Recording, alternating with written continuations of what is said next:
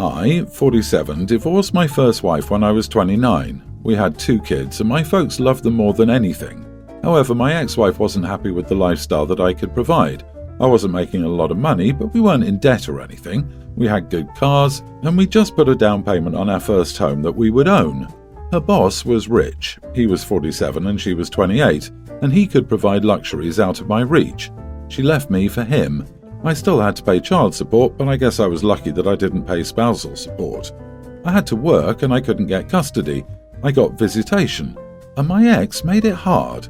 The kids were young and she manipulated them. If I'd planned to take them to a local resort for our summer vacation, she would take them to Disneyland the week before.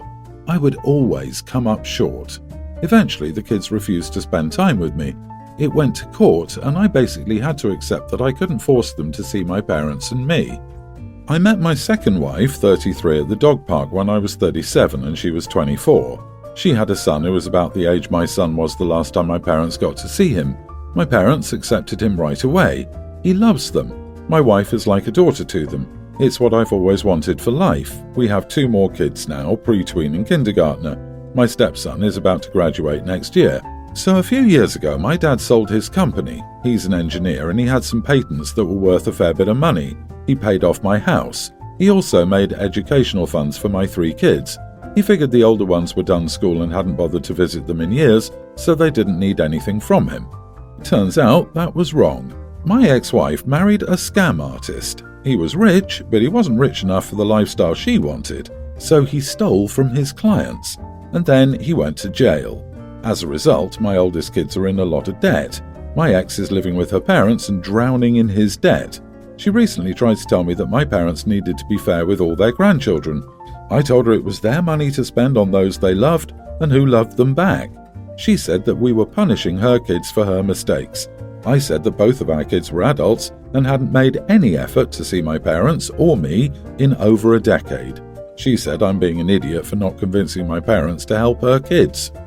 Not the idiot. She made her bed and she must lie on it. Kids are adults now. They could have made an effort to know you and your family, but they didn't. She's only reaching out because Moneybags was money rags, and she realizes what she could have had and hopes still to cash in on. It has nothing to do with you and your family, but how she can cash in. Your ex is asking you to ask for money from your parents on behalf of your estranged kids. I'm not the best at math, but I think there are at least 4 different levels of separation that make this none of her business. If your estranged kids asked your parents, that would be a direct question, and the answer should be up to your parents then. I love it when karma punches people 1,000 times harder, and your ex deserved it. Yep, it's her own fault that her 2 children were alienated from you and your parents, and hence she should not expect anything from them.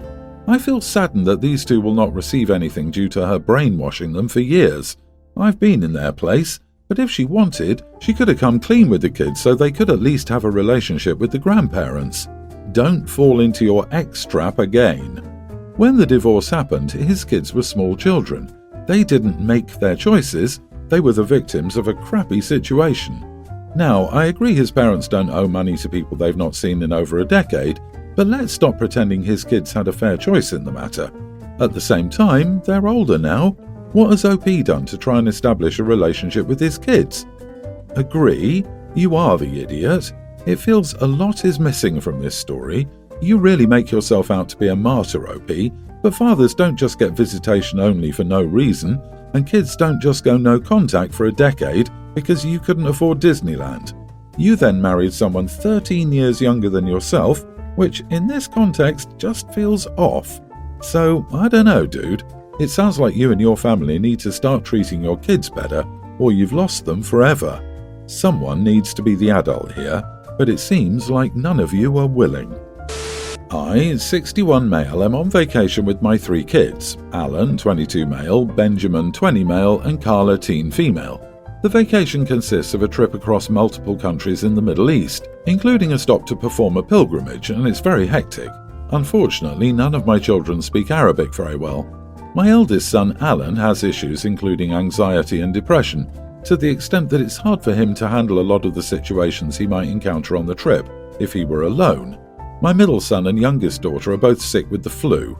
Benjamin is recovering, while Carla is more on the downward trend. My health issues are digestive and back pain related. Now to the main issue. This trip has been strenuous on our mental health because of all the information above. I've spent most of the trip in bed or resting when possible, and I've entrusted Benjamin with the responsibility of caring for his siblings, resolving any disputes at the airport, checking us into the hotel, getting us food, etc. I also imposed a rule that nobody goes off on their own, and since they're an odd number, they go together whenever they go anywhere. Benjamin has again been instrumental in ensuring they don't get lost and remain together. Today, Alan went out on his own, left his phone in the hotel room, and got lost.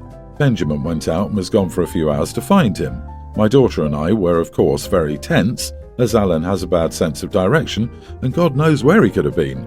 Benjamin returned with Alan and food for us, and we sat down to eat. Benjamin pulled out his phone and spent the majority of the meal on social media or texting his friends, and honestly, it just upset me. I wanted us to take this vacation to have more family time and bond. I told him to put the stupid phone down and just spend time with us, and he said, "I've spent enough time with you all already, honestly." I felt really disrespected by this, but I didn't want to cause a scene. Later, we were going over the highlights and lowlights of the trip so far, and I mentioned that one of my lowlights was the way Benjamin had been acting. He snapped at me and went, "God, I'd hate to ruin your trip, Dad, sorry," super sarcastically, and went to the room he had his stuff in. Since then, he hasn't come out, and I'm honestly furious. I want this trip to be fun, and I feel like he's dragging it down for the whole family. My eldest son agrees that he's being irritating, while my daughter says that I need to be more compassionate with him. Am I the idiot? You are the idiot. Reading between the lines, your son didn't want to be on this trip. He did at first, but then you unilaterally saddled him with the burden of parenting his siblings. I'm also baffled at this rule of your children needing to be in pairs. Perhaps your youngest needs assistance, but the others are in their 20s. Young adults routinely go backpacking alone across multiple countries where they don't speak the language, but you're afraid of your children leaving the hotel for a few hours? Are you in an area that's so dangerous that this is necessary? And if so, why would you bring your entire family there? I'm guessing a lot is going on here in this family. LOL. Not only are you pushing your responsibility on one of your children, but you're also wondering why your son snapped at you after being on a trip even you described as exhausting. If I see anyone ruining this trip for your family, it's you. You keep saying how instrumental Benjamin is, but then throw a tantrum over him taking his mind off over dinner. Maybe he's irritated because you keep pushing responsibilities on him while he's still recovering from the flu, while you are resting when possible. Just after he had to get his older brother because you wouldn't. You honestly sound more like a tyrant than a father. We have 3 kids. The first one is my niece, my wife's sister. She's a tween. The middle one is 2 years younger. She's my bonus daughter from my wife's previous relationship. Her dad isn't in the picture. The youngest one is a young child. She is biologically mine with my wife. This is about the middle child though. With only a week before Christmas break, she was suspended along with 2 classmates. My wife, at home with our youngest, asked me to handle it. This was her first suspension. She was in the principal's office when I arrived and was obviously scared. She not only truthfully stated her involvement, but took responsibility for her actions by acknowledging she was wrong. I was proud of her for doing that. This is what we taught our children. But that didn't let her off the hook. On the way home, I told her this suspension doesn't mean vacation. She's to do her schoolwork and regular chores, no video games, and I took her phone away. This is for the full duration of the suspension, since they suspended her for the rest of the semester. When we got home, I discussed everything with my wife. She said the punishment was too weak. I reminded her she told me to handle it, which I did. Anything harsher would just make her want to lie next time to protect herself, honestly. My wife felt it was necessary to add to the punishment. She went through her gifts and returned basically everything. She kept necessities like clothes and shoes. She didn't even bother to tell me until after she made the returns. It would have ruined her Christmas. Honestly, mine too, and probably the other kids seeing her sad. So I bought everything back, minus one item I'm still trying to find since it's sold out everywhere. I brought the gifts home and told my wife it was not right to take her Christmas away. She's just a child, and children make stupid choices all the time. After all, the kid knows she did wrong. She didn't really say anything and didn't appear upset either.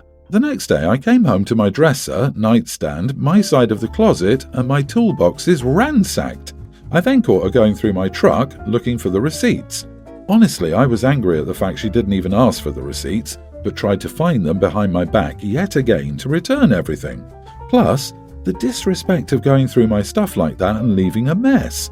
I have never done that to her. I probably should have walked away to cool off, but instead ripped into her, which caused a huge fight. This kid isn't one to get into trouble. This is the first big thing, and I feel my wife is overreacting. My niece has done far worse and had the same consequences I gave my daughter. I don't think it's fair. My wife thinks I'm undermining her by rebuying the gifts. She says the consequences I gave aren't enough to teach a lesson. Her idea of snatching Christmas away, she believes, will send a message. Am I the idiot for rebuying the gifts? Edit, she was using the restroom when one of her classmates took out a bag of firecrackers. 3 of them in there together decided to light them and throw them in the toilets, thinking the water would put them out, but it didn't. School went on lockdown, kids, staff and teachers got scared. Given the times, I don't at all blame them. The kid that brought them was expelled. Geez, your wife needs therapy. Clearly she had this done to her by her parents and the trauma is still there. Not the idiot, you did everything well. It sounds like a trip to the fire department would be more useful considering the circumstances. Daughter was not the instigator. Ruining her Christmas is overboard and not needed. She's a kid and this is a teachable moment. I had a father who would try to take away holidays for the smallest mistakes. You accidentally forgot to empty the dishwasher twice in 1 week. Too bad you're not getting Christmas this year. You got a low grade on your math test. No birthday party for you. If my mother hadn't fought him on those ridiculously out of proportion punishments, my brother and I would have missed out on many, many holidays. We were constantly walking on eggshells to be perfect because we were afraid to have our childhood experiences taken away. Your wife is doing this for a reason. You need to sit down and have a serious conversation about the effects this will have on your daughter. Does she honestly believe this is something your daughter will benefit from behavior-wise? I don't think so. Dig more into the root cause because it's alarming she's trying to normalize this. My mom is getting married soon and I'm happy for her despite not liking the guy. She was pretty much a single mom because my dad didn't give a crap about me. She did everything and gave me the best childhood. We aren't super close right now because there is some tension between her and my wife. No one is really being mean, they just don't gel. But I still want to go to her wedding and show support. She's really happy for the first time I can remember. Anyway, the issue was about 1.5 years ago. My wife overheard the guy my mom is marrying call her ugly. My mom was asking how to crop a picture on her phone. He didn't know my wife was around and asked if she wanted him to crop her ugly bull face out. My wife was beyond devastated. She came to me in tears and I confronted him. I honestly lost my cool and screamed at him. Finally, he did apologize and kept saying he didn't know she was around, as if that was supposed to make it better. My wife has never forgiven him and feels embarrassed to be around him, so as a result, we don't do holidays or anything with my mom. My mom occasionally visits without him, but is pretty busy so we don't see her much. She's implied this is ridiculous, and my wife needs to get over it. When my mom invited us to the wedding, I knew my wife wouldn't want to go and I supported that, but then she dropped the bombshell that she didn't want me to go. She said it would feel like a betrayal and I should stand by her to show my mom that she was wrong for marrying such an idiot and that my wife was my priority. I tried to explain that I wanted to go gently. I don't necessarily agree, but I feel my mom deserves to finally be happy and I want to be there for her. I said I still planned on attending and my wife was furious. As of right now, I think I'm going, but I don't know what I should do. You are the idiot. This dude said that about your wife so casually that it's obvious that he and your mom badmouth her behind your back. And your mom doesn't care, and the guy doesn't care. Neither of them has made much effort to repair the relationship and earn their way back into your life. So why are you okay with it? Why are you showing up for these people who are so casually cruel? Why haven't you held your mom accountable for any of it? I mean, I guess if I was the wife, I'd definitely go and then photobomb the heck out of all the pictures in a non-croppable way. You don't like my ugly bull face? Well, it's about to be in every picture. I'd insist on doing a dance and playing some stupid song. Give a custom holographic mirror that became the wife's reflection every time it turned a bit. Be all smiles and happiness at the ceremony, and then just follow up with the pettiest actions at the reception. Come on, man, wake up! Your mom wanted to crop a picture with your wife. Not the idiot, I'm going to be the Lone Ranger here. It's messed up that your wife got called ugly, and yes, her feelings are hurt. But you have limited contact with the fiancé and even your mom for your wife's sake, and you confronted the dude for your wife's honor. You've done everything you should do. You love your mama and shouldn't have to sacrifice that love forever because of one moment in time. Don't let these folks convince you the relationship with your mom doesn't matter. Your wife does not have to get over it, and she never has to speak to the dude again. It's okay to love your mom still and have a relationship. After all, she didn't call your wife ugly, somebody else did. I personally don't want to know the gender of my baby, as I don't think it matters. My ex was previously uninterested in our baby and me, and made it clear he would only fulfill his financial obligations to our baby without playing a fatherly role. Since his family has found out, I suddenly have his full attention, and so does our baby. His family has been asking me if I know the baby's gender yet, and they haven't been subtle about letting me know that they'd like me to find out. I've told them I don't want to know, but now my ex is demanding I find out. He told me he wants to know if I'm giving him a son, and has even tried to bribe me to find out for him.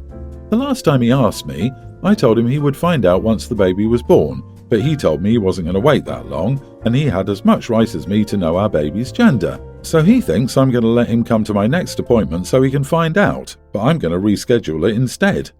Am I the idiot? Not the idiot, and it might be time to go low contact. Think about it. His family is only interested if you give them a son to carry on the family name. I would recommend giving your baby your last name.